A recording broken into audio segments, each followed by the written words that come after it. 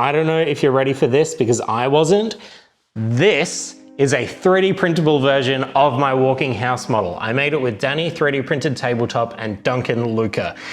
And it's huge. And that is why it took so long to make, because it was basically me just saying, make it bigger, make it bigger. Now, it is a bit of an expert kit. There's milliput all over this because, well, printing big things with resin is gonna need a bit of love. And also I dropped it a couple of times. So ignore that corner. But it's real, available right now. Welcome. Hi, Faye, you can help me. How do you think I've seen her since she was little? Okay, Faye's very big now. Right, so I have been working on my studio space for the last few weeks I've been working really hard on trying to develop my studio for two reasons. The first one is that I have lots of exciting friends visiting to come use the space. The second reason is I'm really scared of getting kicked out, so I'm trying to make everything as mobile as possible. Starting with this very cool sound system that I made out of recycled parts that I've been finding around the TV station. This is made out of cut up signs and old PA speakers and rack mount amplifiers. I'm really proud of it. This is like very sort of Tom Sachs, Laura Kampf inspired stuff. It was a joy to do, my first real woodworking project, so yeah, it's a bit shit, but I think it has a lot of charm. This is my overhead rig that I built with my friend Zane. That's how I get all the overhead shots. This is very much inspired by Casey Neistat's version, including this telescopic tripod rig so you can get really close and do macro shots. Over here, this is a kitchenette that I made with my dad. It's got a little fridge, and this is where I store my noodles and late night snacks and coffee. After I made my bits box, I had another one of these cases lying around, and I thought, well, what would be the best sort of companion for my bits box? So I made a sticky box, and it's just filled with very sticky things. For safety reasons, I've had to work on the upstairs area a little bit because I don't trust that people aren't going to fall off. There's a little library area that I've made. This is where my dragon lives.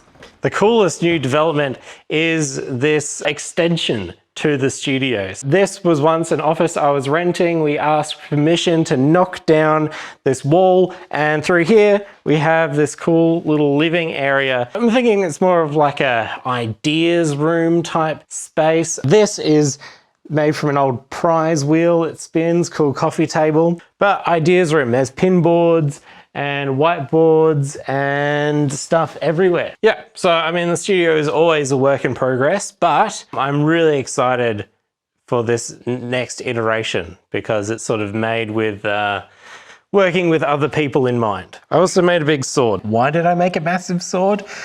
For my Dead Mouse of Chaos costume I'm making at the moment. The sword was pretty straightforward, just made out of recycled EVA foam, a bootleg hot wire cutter, and some scrap leather. Not much to it really. I sort of just made up the process as I went along because I wanted to sort of dabble into cosplay a little bit, and I thought, well, you know, my advice is always just to get started and see what happens when people ask about my hobbies. So I thought I'd try that. The helmet, on the other hand, was an opportunity for me to get to experiment. I bought this helmet on eBay really cheap, secondhand, but then I chaosified it by using this. This is sprue goo, and it was popularized by the miniature hobbyist recently. I think it's existed as long as hobbying has existed, I'm pretty sure, but it's just sprue melted in acetone. It's a weird material to work with and it creates a lot of fumes and stuff, but it does drive really light and really strong. I think I owe you some ties to some loose ends, and one of them is this demon prince that I sculpted, I mold and cast, and I bloody left you hanging. This is it, it's done, and he lives eternally in a cool bubble now. Unfortunately, the original demon prince did not survive the molding and casting experience. Bit of a shame, but in its sacrifice, this lovely new mold was made, and I have pulled a few successful casts of the demon prince. Arcane Ugly is my tabletop RPG, and it spawned a really amazing community around it. So cool that they're making their own bi-monthly magazine. And well, this is my contribution to that magazine. I worked with a user, Zebra, to make a cool mutations table. Go check it out. It'll be free. I don't know when it's out, but they're putting it together right now. My RPG friends, I need your help, just quickly. So my friend Luke, Nerdcraft HQ, from Arcane Ugly, Monster Bash, he is one of my bestest friends. He wants to come to Australia to make cool stuff with me and utilize my studio. I think that's a brilliant idea. But we need to raise some funds to make that happen.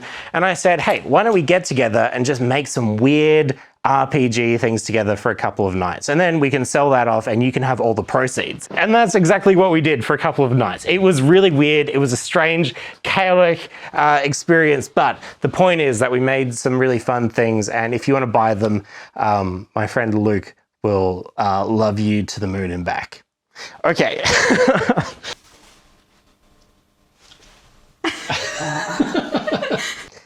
In my hands is something incredibly special.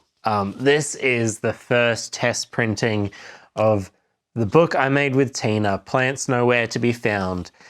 And it's so it's so special going through it.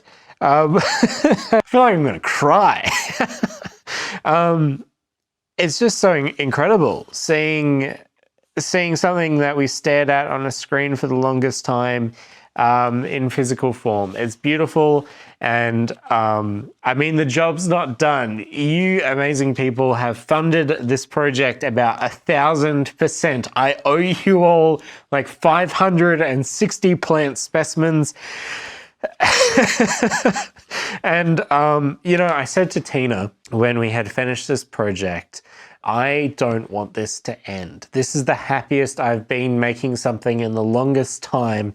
And thanks to you brilliant people, I get to keep making stuff for this project. So thank you so much. And hopefully there's even more cool things to come. I don't know how I'm going to showcase making all these plants, maybe a big live stream or time lapse or something, but it's going to be a marathon and I'm sure I'm going to go a bit mad, but happy.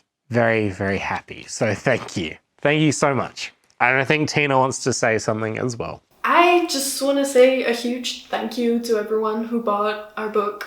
We've put a lot of passion and love into this little plant book, and it makes me so happy that there is so many of you who want to read about the plants that we made up. It's been so nice to read all the messages of people who bought the book and got a lot of inspiration from it and also decided to make their own stuff, which, yes, that just makes me incredibly happy.